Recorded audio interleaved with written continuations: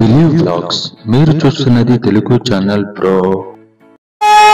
అనాథరక్షక గోవిందో, వెళ్ళిపోయే వాళ్ళకు గోవిందో, నిద్రపోయే వాళ్ళకు గోవిందో. నాకు తెలియదు, మీరే పెట్టింది. ఏడుకొండలవాడా వెంకటరమణ గోవింద, నందీశ్వర స్వామి పాదాలకు ఒకసారి గోవింద. హర పార్వతీ ఉదయార హర మహాదేవ శంభో శంకర. నంది 5 భక్తులతో కలిసి, నంది అంటే ఈ నంది కాదు, సురభి అంటే పాల సముద్రములో దేవతలు రాక్షసులు సముద్రాన్ని చిరికేటప్పుడు లక్ష్మీదేవి, కల్పవృక్షము, చంద్రుడు, అందులోనే విషము కూడా, అందులోనే అమృతము కూడా జనిస్తుంది, పుడుతుంది ఆ సముద్రములో. అప్పుడే ఈ కామధేనువు, కల్పవృక్షము కూడా జన్మిస్తాయి. అదే కామధేనువు 5 ఆపోతులను వెంట పెట్టుకొని కైలాస పర్వతములో 5 భక్తులతో కలిసి ఆనందంగా సంచరిస్తున్నదట. ఈ భర్త మాట కాదని వచ్చింది చూడండి ఈవిడ. ఎవరావిడ? తెలుసునేమే, ఫోన్ నెంబర్ ఉందా ఆవిడదేమన్నా?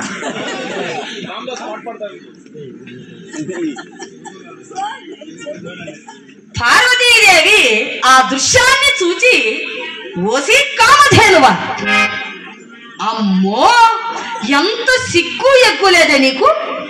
అవ్వా, 5 భక్తులను వెంటనిడుకొని మా కైలాస పర్వతములో ఇలా సంచరించడానికి ఎక్కడ మనస్సు వచ్చింది నీకు? బుద్ధి లేని దానా?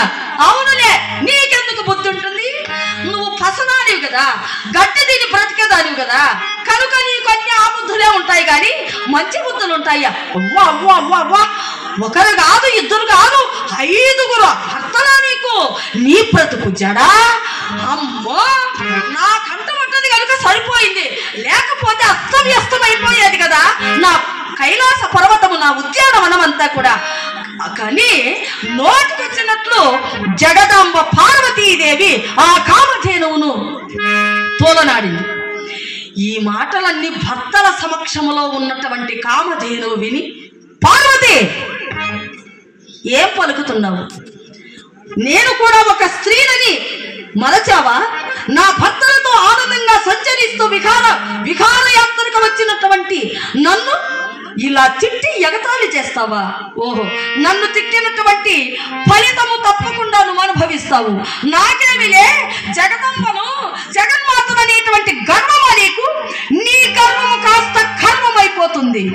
నేను 5 భక్తులతో ఉన్నానని కదా నువ్వు ఇలా నన్ను తూలనాడుతున్నావు. దీనికి ఫలితం అనుభవించు. ఈనాడు నువ్వు భూలోకములో జన్మించి నాలోని 5 భక్తులను పొందెదవు. పో, అనుభవించు ఈ శాపాన్ని చెప్పించింది. ఎవరు? ఈ వీడియో మీకు ఇష్టమైతే లైక్, షేర్, సబ్స్క్రైబ్.